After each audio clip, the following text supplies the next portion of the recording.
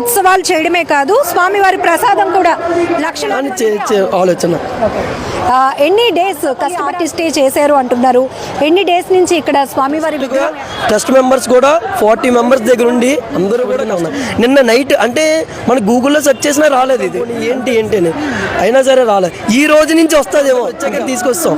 ఈ రోజు నుంచి వస్తుంది. ఇంకా బెల్లం వినాయకుడు అంటే మన వినాయకుడు వచ్చేలాగా ఏంటంటే అలాగ రావాలి, ఇది కావాలని చెప్పి మనం ఇచ్చేసాం. అంటే ఇప్పుడు ఈ ఇయర్ ఫస్ట్ ఇయర్ నెక్స్ట్ కూడా కంటిన్యూ చేద్దాం. ఖచ్చితంగా ఇంకా మంచి మట్టితోనే పెట్టగలరు, లేకపోతే ఒక ప్లాస్టిక్ ఫైబర్తోనే పెట్టగలరు. సెట్లు ఉన్నది లేదు, బెల్లంతో కూడా పెట్టగలరా? ఓకే, మనం తిని దాంట్లో కూడా దేవుడిని పూజించొచ్చా అని మన ఆ ఆలోచన తీసుకొచ్చామండి.